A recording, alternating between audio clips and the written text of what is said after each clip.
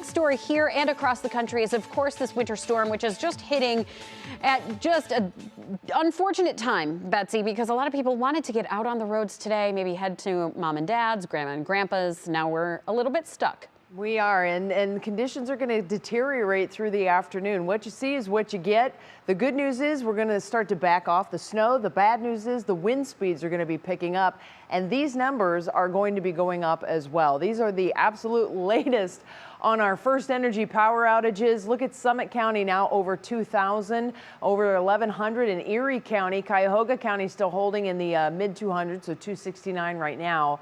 Geauga County up to 517. Lorain County still at 157, and Huron County at 222, the 222 out there. Reminder that Erie County is under a level 3 snow emergency. The turnpike, as far as we can tell, is still open, although it looks like there are some lanes that are blocked. Not sure what that is. That was the latest report, and one of our traffic maps will inquire on that. But the turnpike does run through here, but every other road is technically closed in the county, so it's emergency traffic only. You can be ticketed if you are out on the roads. Richland County and now Holmes County is in a level 1 snow emergency. This just basically means we have awful conditions on the roads, so please use caution when driving. Look at this. I mean, it's lit up like a Christmas tree. Very apropos, right? And I mentioned that little spot on I-80, and that's what this little cone here is. Let's see what we've got. So there's a hazard.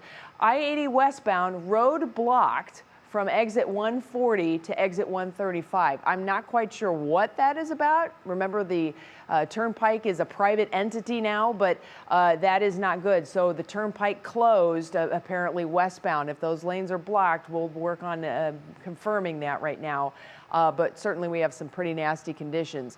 Meanwhile, we've been watching this strip of heavy snow as it's been moving from southwest to northeast. It is now coming into the west side of Cleveland, down into Berea, the airport, also down into portions of Richfield, and then you move right down into Summit County. So Cuyahoga Falls, Stowe, Kent, Ravenna, even down into the Alliance area in Stark County. Look at there, we got a new accident that just popped up as well on 90. That's likely a dead man's curve. This is a live look now on the ODOT cams at Akron and Arlington Road, just south of downtown Akron, and you can see snow-covered roads. ODOT promised they would keep things passable, and technically I guess we could still see the lanes there, but the problem is there is ice underneath that snow, and with the blowing snow it's not going to be going anywhere. This is near Hopkins right now. I mentioned that little band of snow that's moving through. This is extremely reduced visibilities, and there's the latest on the visibilities. We have visibilities that have been less than a mile for most of the morning. That is not going to change as we head through the rest of the afternoon. I did mention those wind speeds coming up. The power outages are a big concern because of the frigid temperatures that have moved in, Payton. Yeah, it's currently -1 in Mansfield as a air temperature, and this is 8 a.m. I've zoomed you ahead in your National Zymer hour-by-hour forecast.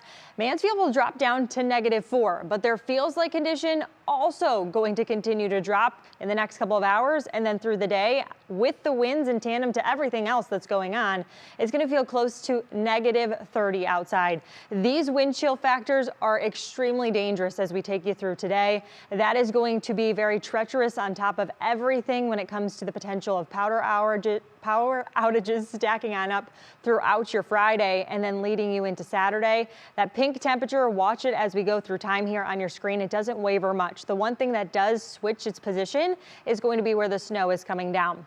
It's going to drift a little bit farther to the north. This area of low pressure is back off to our north, in fact, and as it swirls around and continues to intensify, we'll see the progression of our snow really take aim at the primary snow belt. So they're expected to see the higher totals, but what's going to stay consistent for everyone is the cold.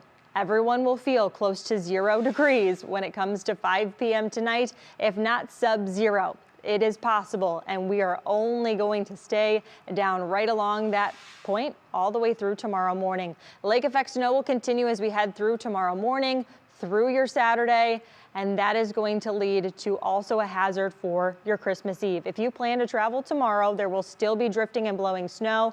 Conditions will still be plenty cold, and I know we're going to have a white Christmas. You know at this point we're going to have a white Christmas too, but you didn't ask for everything else, and that's the problem with this storm system. It's not about the snow. It's not about the totals of snow. It's about the wind and it's about the cold. Those take precedent in this storm system.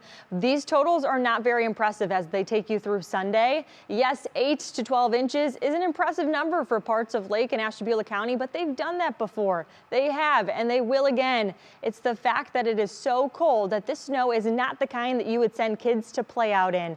And it's not the weekend either to even have the idea of staying outside longer than you even have to, if you have to go outside at that. I advise you to stay in. Your Christmas weekend outlook, because of course Christmas Eve is already tomorrow. 9 degrees is going to be our high temperature. Blustery conditions will continue. That lake effect snow lingers into the potentially Sunday morning. We'll eventually start to see a little sunshine, and that's basically recovery day for us, leading you into your Monday. The winds will start to die on down through Union Home Mortgage extended forecast. We're back in the 20s by Monday, and that's still below normal for this time of the year by about 20 degrees or so too, Maureen. And then, hey, 40 degrees by Thursday. I think everyone's looking forward to Christmas, but I think more than that, we're looking forward to temperatures above freezing. Right. At least we don't stick here for a long term, couple weeks or whatever. Correct. That will come later in the winter. Payton, Probably. thank you so much. Well.